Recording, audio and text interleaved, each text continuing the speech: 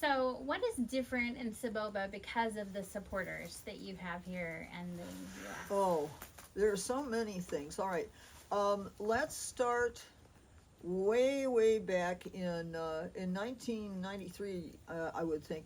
Okay, we things were very difficult in 1993 because, among other things, of course, there was no internet, no cell phones, very poor communication, and banking was a nightmare. You never knew Right. if you were going to have money in your account or not.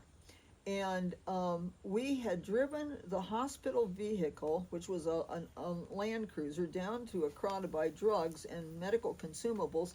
And we pulled in, and all of a sudden we heard hiss.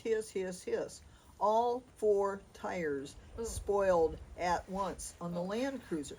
What were we going to do? The hospital didn't have money in any way. We couldn't get a hold of them to get money. But we were able to get hold of the mission group that was sponsoring us at that point, and we found out that 2 months earlier somebody had donated money, and they were able to get the money to us so that we were able to buy tires for the vehicle. So that's one of the first things. But there are so many because these days the donors are supporting patients, and particularly children, but also other patients in the hospital. A lot of these people are so poor they really can't pay all their bills, even if they have health insurance. And there are some expenses health insurance does not cover. And another problem too is, in the past there was always enough food available that if somebody was in the hospital, their relatives would come to Saboba. They always had relatives, and they could stay with somebody in Saboba, and the relatives in Saboba would be able to feed them. These days, the economic situation has become so difficult that the relatives in Saboba don't have enough for themselves, let alone feeding anybody in the hospital. Sure. Well, the problem with that, if you think about it, is if you don't have decent nutrition, you're not going to heal from infectious diseases. Right. And if you've gotten an operation and you don't get enough protein, you can't possibly heal.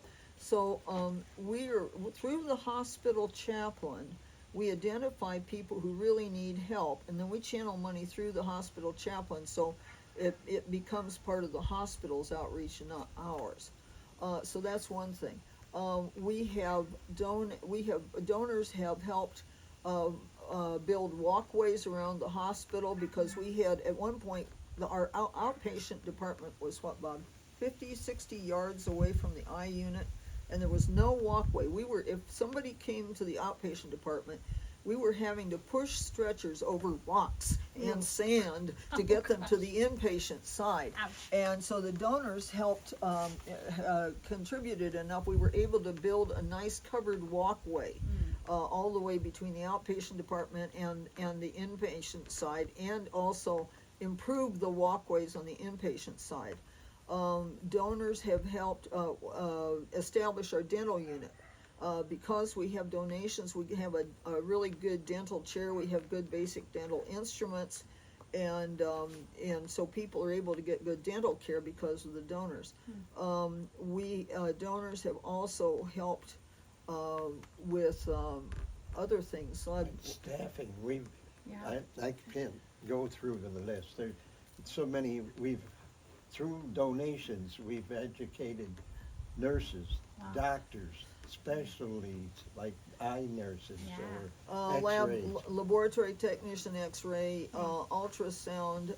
We've got several people who are Stuffed in a lot of X-ray. your hospital then. Right, right? Oh, just yeah, who are Yeah. who are in the They process. have They're in the improved. pipeline, and they're about to join us. So this is going to help really a lot. And we also the outreach that we did at the General Council, that one was sponsored through donations also. So 357 pastors and their wives got good basic medical care because somebody donated money. Let's see what else. The Okay. oxygen. Oxygen. Yeah, Oh, okay, yeah. so we have a special PowerPoint program that we did, but there was a Sunday school in Emmanuel Lutheran Church in Altona, Illinois, that raised money so that we could buy 10 nebulizers, plus we also were able to buy some more oxygen cylinders and fill oxygen cylinders, because oxygen is a big problem, and also we have a lot of people who have pneumonia and asthma.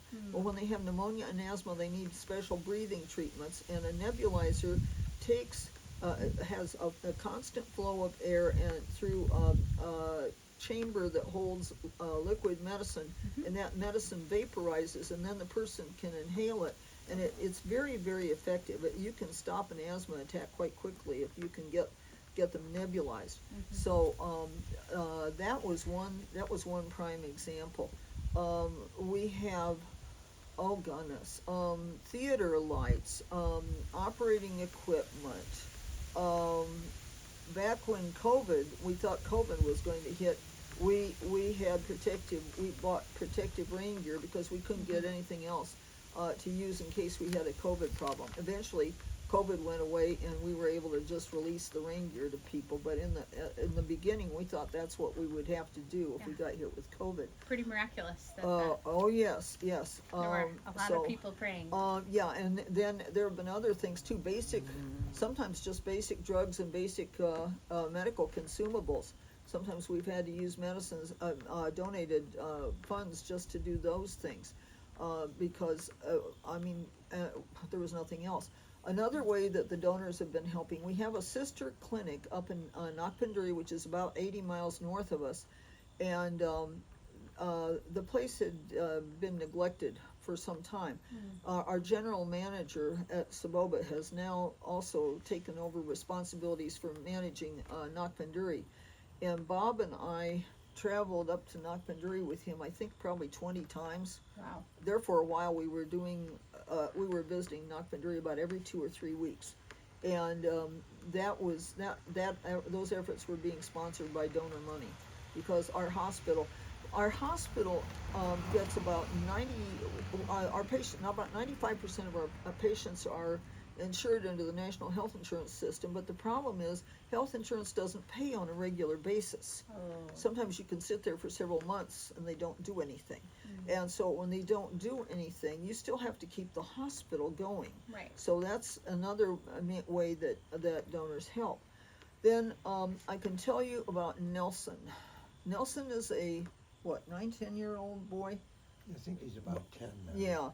Nelson started out with a great big spleen, and we had to send him to the regional hospital to have it removed. Then there was a controversy about whether he had leukemia or something else, and now they've decided he has beta thalassemia, and he's getting blood transfusions on a monthly basis. Well, the family obviously can't afford that, so that's being supported by donor support as well. So every once in a while we have a problem like that where somebody will have that happen.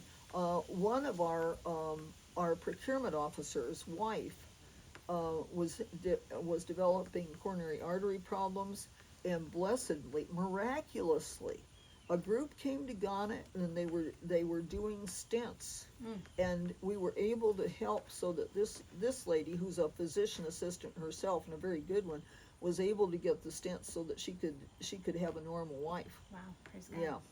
Wow. Chris, let's go ahead and pause.